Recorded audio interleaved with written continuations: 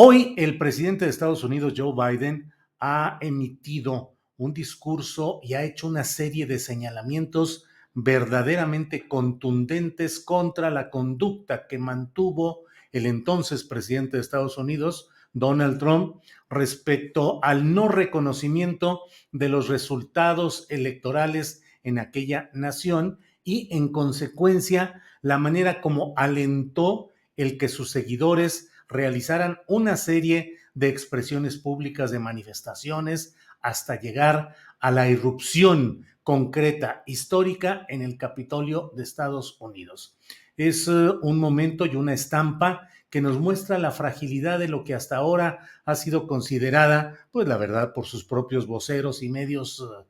cercanos, como un ejemplo de democracia, como un ejemplo de estabilidad política, de continuidad de las costumbres y los usos en materia electoral. De usos y costumbres verdaderamente demasiado anticuados, imprácticos, que suelen dar como resultado el que alguien que tenga el mayor número de votos efectivos no lo tenga en cuanto al voto delegado, es decir, en cuanto a la elección de delegados por entidades federativas, que finalmente son los que con sus votos logran definir todo este asunto. Usted lo recuerda, cómo en los diferentes medios de comunicación se vive pues esa telenovela electoral de ir viendo estado por estado con el número de delegados que corresponden a cada cual y hacia dónde orientará ese estado su votación. Y bueno, pues es algo que finalmente pues les ha funcionado a los ciudadanos de Estados Unidos y es su más absoluta decisión, la de mantener ese esquema o no. Pero finalmente en el tema de Donald Trump se llegó al momento en el cual el caprichoso y caprichudo multimillonario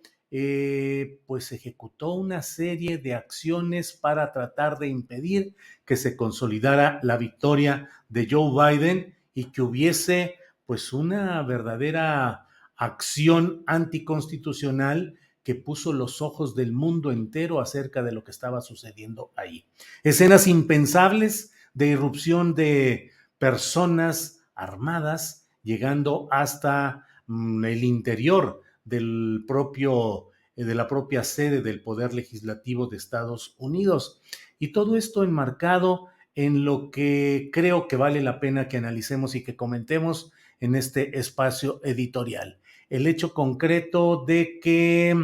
en Estados Unidos, siendo la potencia mundial todavía predominante, aunque claro, con los retos y los avances que van teniendo tanto China como Rusia, pero Estados Unidos como potencia todavía dominante del mundo y particularmente decisoria en muchos terrenos de lo que es la vida pública de México, sigue siendo influida por lo que el propio David Brooks, en un reportaje publicado ayer en la portada como nota principal de la jornada, habla acerca de todas estas acciones de la ultraderecha en Estados Unidos en busca de su reivindicación y de volver a tomar el poder. Nos equivocaríamos de manera terrible si pensáramos que todo lo vivido y lo padecido durante la etapa de Donald Trump quedó atrás tan solo con la salida de este personaje de la Casa Blanca. No, no, no. Queda todavía ahí el trumpismo, queda todo lo que implica esa forma de pensar y de entender las relaciones con el mundo y las relaciones internas de Estados Unidos en términos de una absoluta, de un absoluto sometimiento a los dictados y a las ideas de estos grupos de extrema derecha que están al acecho en Estados Unidos. A Donald Trump se le podrá señalar claramente, como hoy lo ha hecho el propio presidente Joe Biden, quien por cierto Biden ganó la elección, pero la verdad es que no ha ganado el poder, ni ha ganado la agenda, ni ha ganado la preponderancia política en Estados Unidos. Es un personaje políticamente blandengue, fofo, impreciso, inseguro, sin una capacidad de liderazgo verdadera, que contrasta con la personalidad arrolladora, avasallante, equívoca según los puntos de vista de algunos como quien les habla, pero finalmente un liderazgo fuerte como fue el que ejerció Donald Trump. Bueno, pues podrá desactivarse a Donald Trump, podrá incluso llegar el momento en el cual de manera legal se le cierre el paso para buscar una segunda oportunidad, dado que recordemos que él solamente ejerció sus primeros 4 años y en el intento de reelegirse fue derrotado por el Partido Demócrata con Joe Biden a la cabeza. Y entonces lo que se tiene ahora es esta acometida fuerte del presidente de Estados Unidos y de los órganos institucionales para señalar la culpabilidad no solo institucional y política de Donald Trump, sino incluso el ego herido, dijo Joe Biden. Y es cierto, uno de los rasgos distintivos de la conducta de Donald Trump es ese privilegio o esa preponderancia a su ego que él siempre ha manifestado, y el hecho de asumirse como un permanente triunfador, un victorioso por destino y por obligación, que no acepta la idea de la derrota o de ser despedido, como él mismo lo hacía en su programa de televisión famoso, en el que les decía a quienes no pasaban ciertas pruebas: estás despedido. Bueno, pues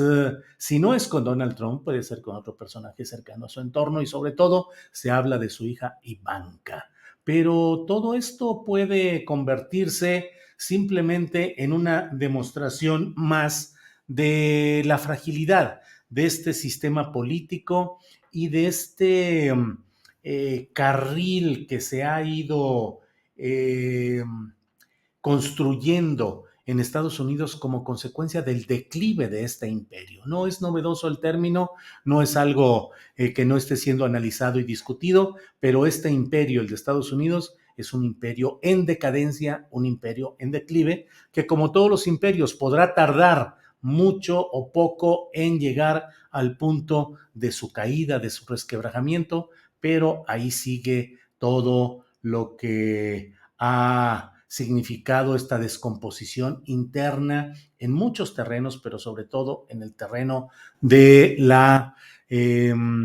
conducta personal, de la ética, de la psicología de los ciudadanos, de muchos de los ciudadanos de Estados Unidos. Así es que estemos atentos a lo que venga y a lo que suceda en este tema de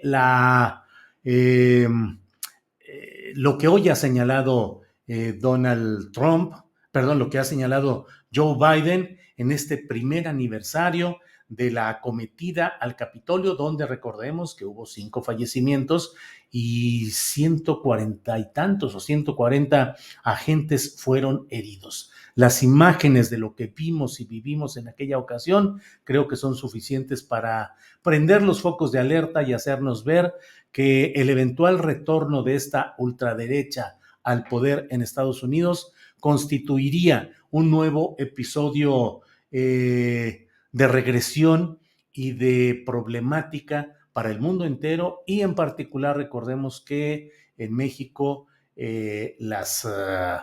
pataletas, los enojos, los amagos, las decisiones caprichosas de Donald Trump han tenido consecuencias en la vida política nacional. Así es que en esa lucha nacional, continental, mundial que hay para que las expresiones ultras, en este caso la ultraderecha, no se instalen en los cargos y en los puestos de poder, creo que es importante que mantengamos la vista puesta en lo que sucede en Estados Unidos y en este caso de Donald Trump. Donald Trump, el presidente de Estados Unidos con el ego herido y que encabezó, que organizó toda una cometida de índole muy preocupante y peligrosa en el Capitolio de Estados Unidos. Gracias por su atención y seguimos con el programa.